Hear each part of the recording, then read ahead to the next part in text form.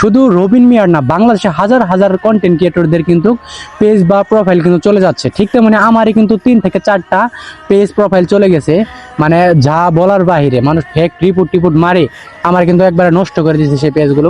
কিন্তু তাদের কথা হলো আমি কি জন্য এগিয়ে যাচ্ছি, তাদের কিন্তু এটাই হচ্ছে মেন টার্গেট যে আমি এগিয়ে যাওয়া। ভালোবাসি আপনার জন্য আজ আমি শেরপুর হাসান। তো এই মুহূর্তে একটা ভিডিও দিয়ে যাচ্ছি, যে ভিডিওটা আসলে সোশ্যাল মিডিয়াতে প্রচুর লেভেলের কিন্তু আলোচনা সমালোচনা চলতেছে। ঠিক তেমনি ব্রাজিলের একজন ফ্যান, সে বাংলাদেশের রবিন মিয়া, তার কিন্তু পেজ বা প্রোফাইল কিন্তু অবশ্যই সাসপেন্ড বা ডিজেবল হয়ে গেছে। এটা শুধু রবিন মিয়ার না, আরও কয়েকজনের হয়েছে। যেমন ব্রাজিলের ফ্যানের অনেক জনের কিন্তু অবশ্যই আইডিটা চলে গিয়েছে। তো কথা হচ্ছে, যে ব্যক্তিটা বাংলাদেশটাকে রিপ্রেজেন্ট করতেছে ব্রাজিলের মাটিতে, সে ব্যক্তির পিছনে নাকি লাগছে বাংলাদেশের মানুষ। তিনি কিন্তু অভিযোগ জানিয়েছে যে রবিন মিয়া জানিয়েছে যে বাংলাদেশের লোকজনই কিন্তু আমার আইডিটার উপর আক্রমণ করেছে বা পেজের উপর আক্রমণ করেছে।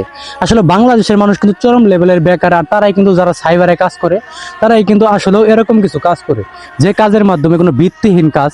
আসলে আমি সাইবার ক্রাইমে যারা সাইবারে মানে কাজ করেন তারা বিষয়টা কিন্তু অন্যভাবে নিতে পারেন। তো কথা হচ্ছে, একজন হ্যাকার বা সাইবার এক্সপার্ট কখনো কিন্তু কন্টেন্ট ক্রিয়েটরদের উপর আক্রমণ করবে না, কারণ এটা কিন্তু আসলে ঠিক না। তাদের উচিত বিভিন্ন প্ল্যাটফর্মে যারা বড় বড় ব্যাংকার রয়েছে, বিভিন্ন জায়গায় রয়েছে, সেগুলো তারা হ্যাক করতে পারবে চাইলে।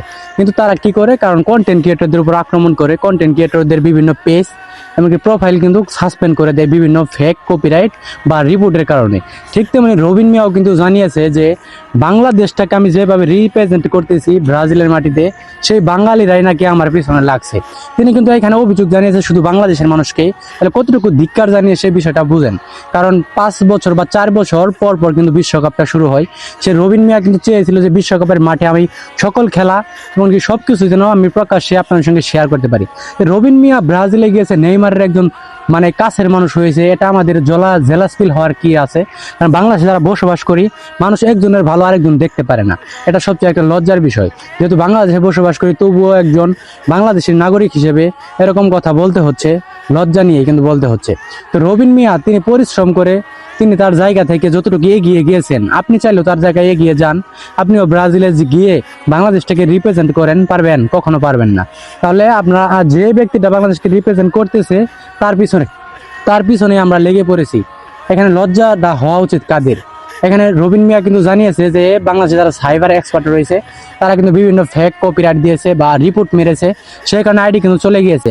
শুধু রবিন মিয়ার না, বাংলাদেশে হাজার হাজার কন্টেন্ট ক্রিয়েটরদের কিন্তু পেজ বা প্রোফাইল কিন্তু চলে যাচ্ছে। ঠিক তেমনি আমারই কিন্তু 3 থেকে 4টা পেজ প্রোফাইল চলে গেছে, মানে যা বলার বাহিরে। মানুষ ফেক রিপোর্ট মারে আমার কিন্তু একবারে নষ্ট করে দিয়েছে সেই পেজগুলো।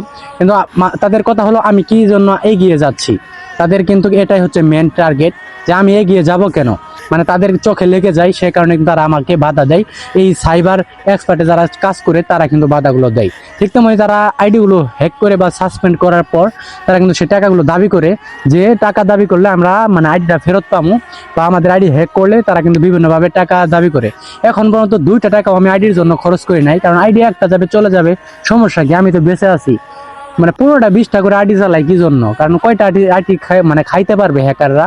তো কথা হচ্ছে, আমার পিছনে সময় দিয়ে মানে কামলা খেটে কোনো লাভ রয়েছে? রবিন মিয়ার আইডিগুলো যে খেয়ে দিলেন আপনারা, কামলা খেটে কোনো লাভ হয়েছে? রবিন মিয়া কি কখনো আপনাদেরকে টাকা দিবে, দিয়ে বলবে যে আমার আইডিটা ফেরত দাও, আমি কিছু টাকা দেই?